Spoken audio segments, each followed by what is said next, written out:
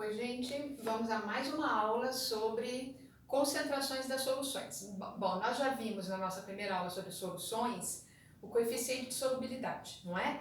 Que é aquela capacidade que um solvente, como por exemplo a água, tem de dissolver, de fazer a dissociação de algum tipo de soluto. Então, por exemplo, o coeficiente de solubilidade da água, de 100 gramas de água para o sal de cozinha é de 36 gramas de sal para cada 100 gramas de água, né? Então, vimos exercícios que tratam de gráficos, de tabelas, que fazem aquele comparativo entre a quantidade de soluto e de solvente, né? Falamos também das medidas das soluções, das concentrações. E a primeira aula que eu mostrei para vocês foi sobre concentração comum.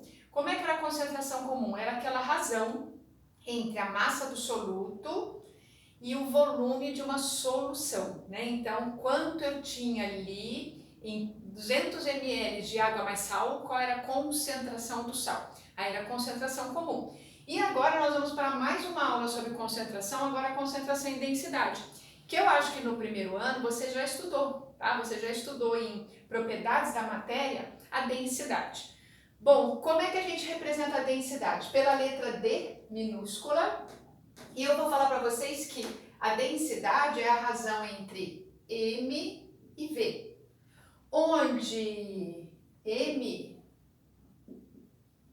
é massa da solução. Quando nós tínhamos concentração comum, o M vinha aqui com o índice número 1, agora está sem índice. Quando não tem número nenhum, significa massa total, soluto mais solvente. E o V continua sendo volume da solução.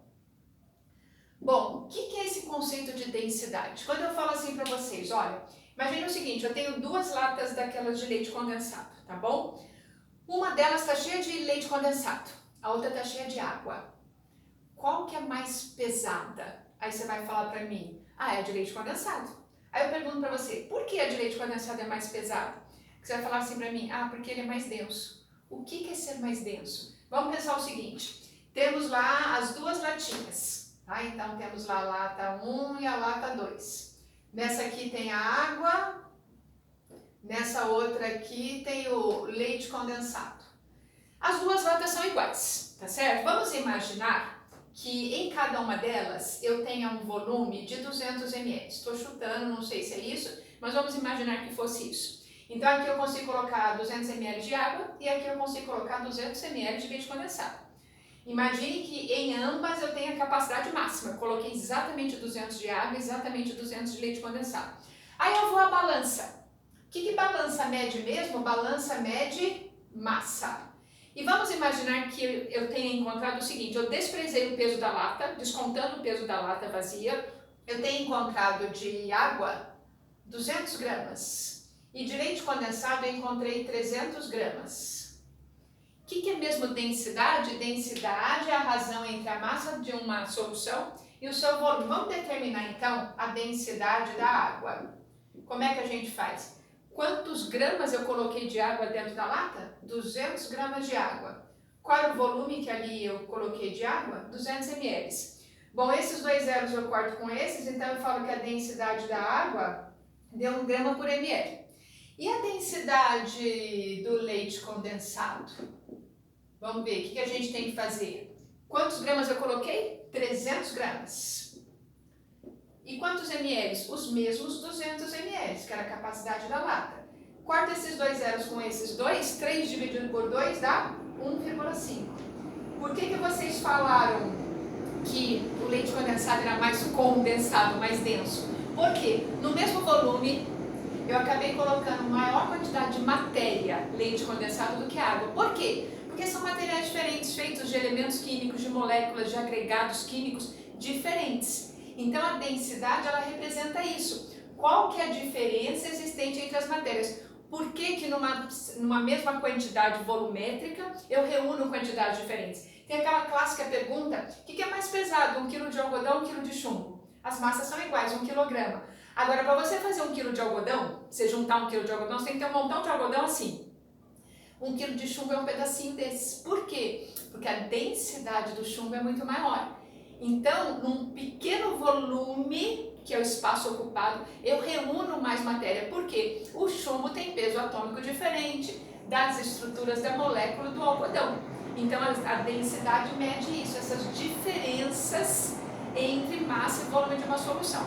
E aí, a densidade é muito útil na parte prática, quando você quer saber coisas sobre um material. Por exemplo, ó, eu falo assim para vocês, quero saber se essa caixinha de madeira, caixinha aqui de fósforo, afunda ou não na água. Você fala, professora, pega um negócio, lá põe água e vê lá.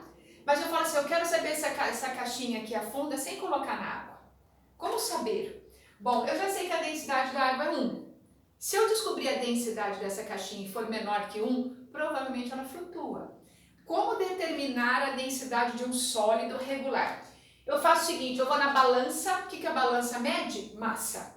Aí eu vou lá e registro a massa dessa caixinha. Quantos gramas ela pesa? Eu não tenho aqui uma balança, tá? Quando tivermos o laboratório podemos fazer isso, mas vamos imaginar que tivéssemos determinada a massa dessa caixinha. Aí eu pego uma régua, porque densidade não é a massa dividido pelo volume. O que é volume de um sólido regular? É o espaço que ele ocupa. Quando eu falo assim para vocês, por exemplo, esta mala está muito pesada. Ou então quando eu falo assim, esta mala está muito volumosa. Quando eu falo muito volumosa, ela está necessariamente pesada? Você vai falar, não, professora, volume, pode ser que ela está ocupando muito espaço, mas não necessariamente ela é pesada. Então, o que é volume? É o espaço ocupado. Como que eu meço o volume de um sólido desse tipo, regular? O que é um sólido regular? Que tem as arestas bem determinadas, as medidas certinhas. Eu faço o seguinte, eu pego uma régua e meço os 3 lados. Altura, largura, comprimento. Então vejo lá, quanto tem? Tem aqui 4,5 por 3,5 por 1,5. Quando eu multiplicar esses 3 valores, eu vou encontrar o volume dela. Eu já tenho a massa porque eu medi na balança, não é? Se eu pegar a régua, medir os 3 lados, eu terei o volume. Dá para eu encontrar a densidade. Densidade é o que mesmo? A massa que eu meço lá na balança. E o volume que dessa vez eu usei o que para descobrir? A régua. Medi os 3 lados, multiplico um pelo outro. Para determinar volume de sólido regular, eu faço altura vezes largura vezes comprimento. Lembrando que eu sei que a altura é com a letra A, mas na fórmula a gente representa com a letra H. Então, para determinar o volume, eu vou encontrar altura vezes largura vezes comprimento. Aí eu vou encontrar aqui tantos centímetros cúbicos. Lembra disso? Dos ml ou centímetros cúbicos? Então, tendo o volume e tendo a massa, dividindo um pelo outro, eu vou encontrar a densidade. Se for menor que 1, ela flutua na água. Se for maior que 1, ela afunda na água, tá? Então, a densidade te ajuda a fazer essas representações das comparações entre sólidos, por exemplo, e determinados líquidos, tá? Agora, se eu quiser determinar a densidade de um líquido lá no laboratório, por sorte eu estava com meus, que eu ganhei aqui há muitos anos atrás, uns frasquinhos de laboratório de uma indústria, e eu guardei esses 2 aqui. Esses 2 aqui se chamam piquinômetros. Pique é pequeno, metro é medida. Eles fazem pequenas medidas. Aí vamos imaginar que lá no laboratório eu queira saber se a água da torneira tá legal. Se a água da torneira da nossa escola ou da nossa casa, sei lá, se ela está com as propriedades corretas. Uma das propriedades da água é que a densidade seja 1. Só que assim, para que a densidade seja 1, gente, ela tem que ser água destilada. A água que nós temos na nossa casa não é destilada. A água que a gente recebe do abastecimento público, ela é água com sais minerais, porque ela passou por tratamento, nesse tratamento os minerais persistem. Além de tudo, nós temos na nossa água, como agente bactericida, nós temos o cloro. Algumas estações de tratamento colocam também flúor na água. Então a água que a gente recebe não é água destilada e nem pode ser, né? Porque a gente precisa dos minerais para fazer o processo osmótico, né?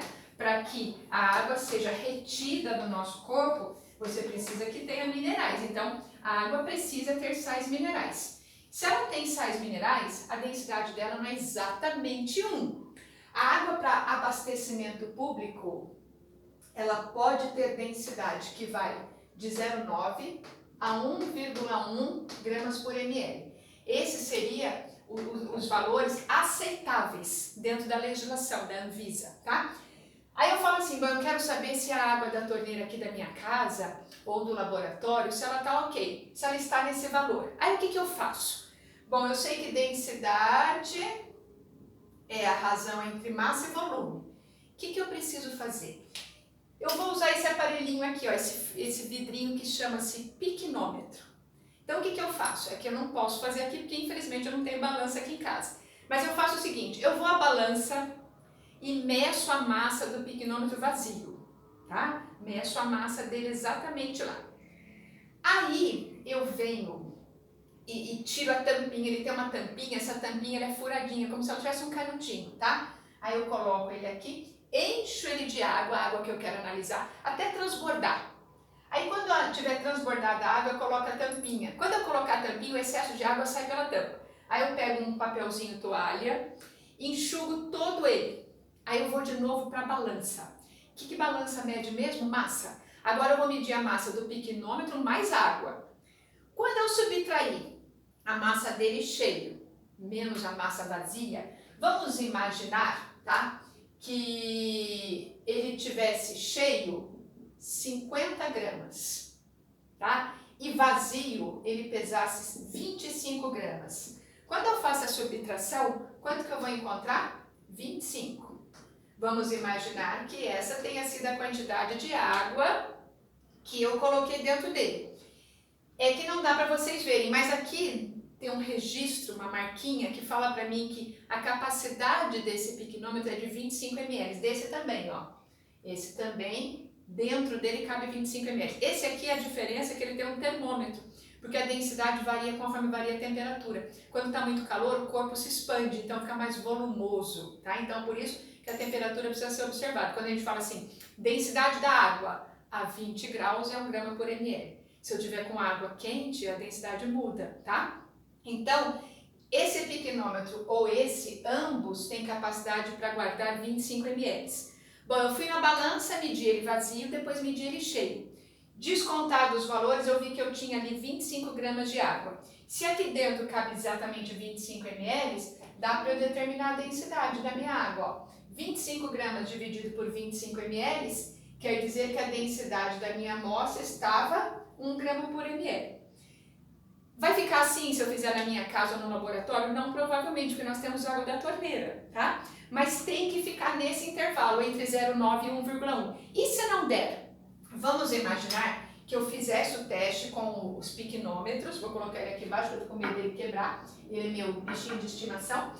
Se eu fizesse a densidade da água aqui dentro de casa e tivesse dado 0,8, você vai falar, nossa, água levíssima.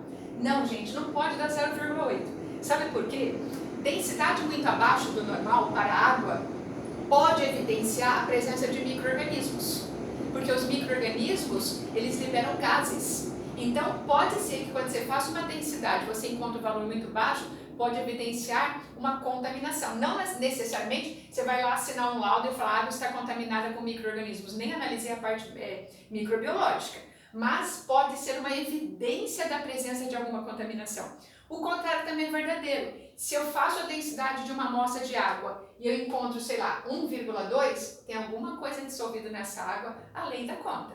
Ou seja, mas é boa, professora, essa água é rica em sais minerais.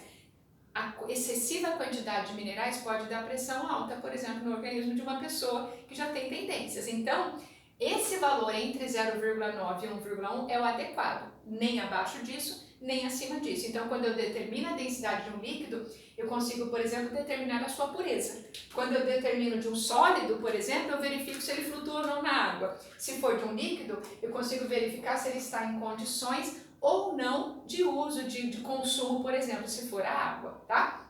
Agora, e se eu quiser, por exemplo, saber a densidade dessa laranja? Vocês me desculpem que eu não estou usando coisas muito científicas nem técnicas, até porque eu estou em casa, né? Então vai a laranja mesmo, tá bom? Então eu quero aqui saber a densidade da laranja. Você fala, professora, é só fazer o seguinte, vai na balança, mede a massa dela. Tá? Vamos imaginar que nós tivéssemos balança. E mede o volume dela. O que é volume mesmo? O espaço que ela ocupa. Mas como é que eu faço isso com a régua? Onde que eu meço aqui? Não tem jeito, porque a laranja é um sólido irregular. Não dá para medir volume com um instrumento de medida normal quando eu tenho um sólido irregular. E aí, o que eu faço? Aí você faz aquela experiência que eu esqueci o nome do cientista que eu vou lembrar já, que fez aquela célebre experimento lá da coroa, que ele descobriu o Eureka. O que ele fez? Ele fez o seguinte: era uma vez um rei Hierão de Siracusa que mandou fazer uma coroa. Ele entregou 1 quilo de ouro para o Ourives é o cara que faz coroas, né? E falou: eu quero que você faça uma coroa para mim. Tempos depois, o Ourives trouxe a coroa para o rei. O rei olhou para a cara da coroa, meio que desconfiou da honestidade do Ourives. Aí ele chamou o cientista da corte dele, que eu lembrei o nome dele agora, que é o Arquimedes. Aí ele falou: Arquimedes, se vira, você tem que descobrir se essa coroa é de ouro ou não. Naquela época, já se sabia que cada metal tem uma densidade específica. Tipo, a densidade do ferro é 8, a densidade do cobre é 9, a densidade do alumínio é 2, a densidade do ouro é 19. Já se conhecia isso. Então ele falou: bom, vou pegar a coroa, já sei que a massa da coroa é de 1 quilo. Aí eu meço o volume da coroa. Quando eu fizer massa sobre volume, vai ter que dar 19.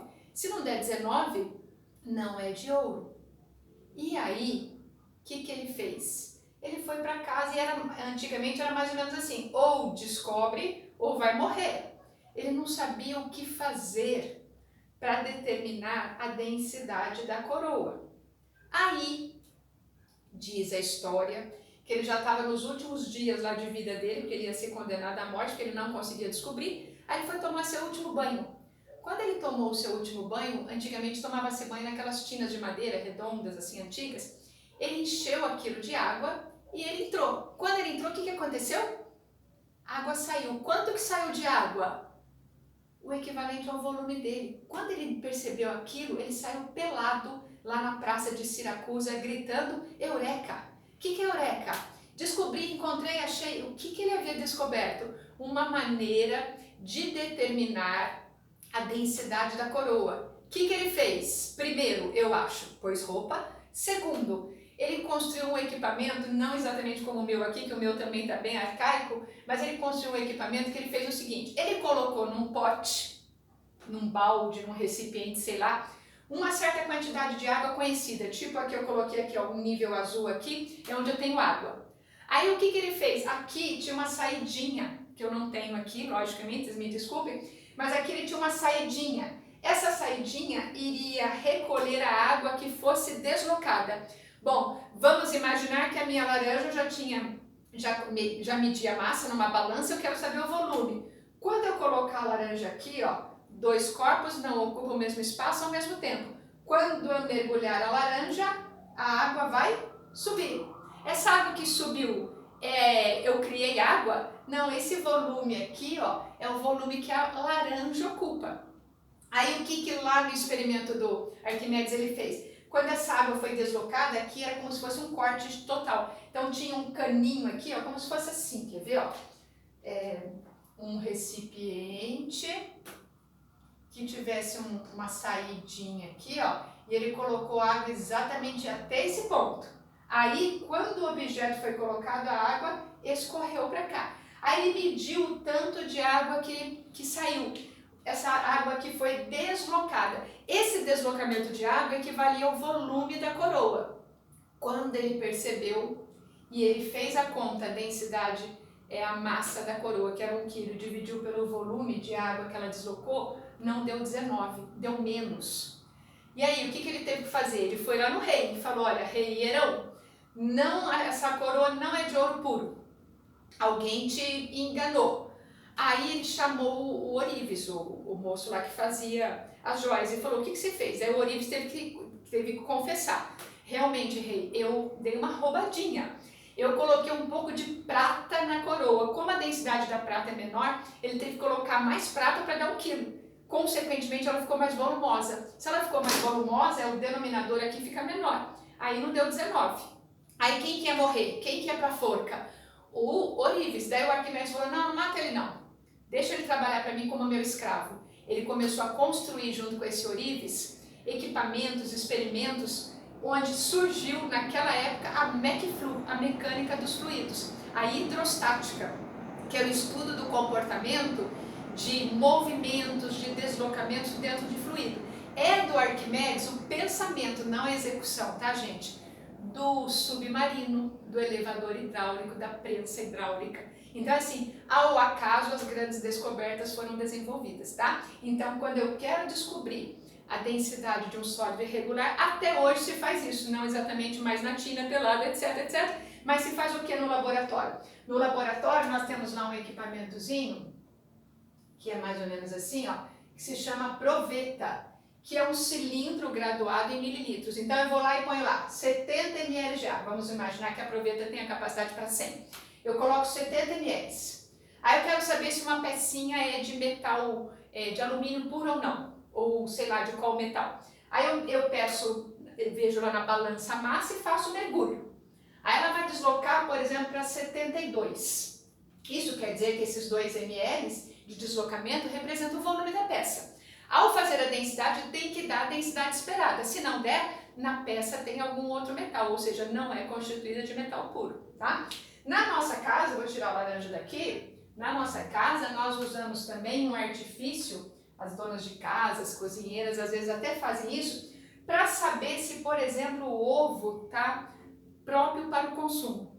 A densidade do ovo, gente, quando ele está próprio para consumo, quando ele não está entrando em desnaturação e quebra de proteína, a densidade do ovo é maior que 1, tá?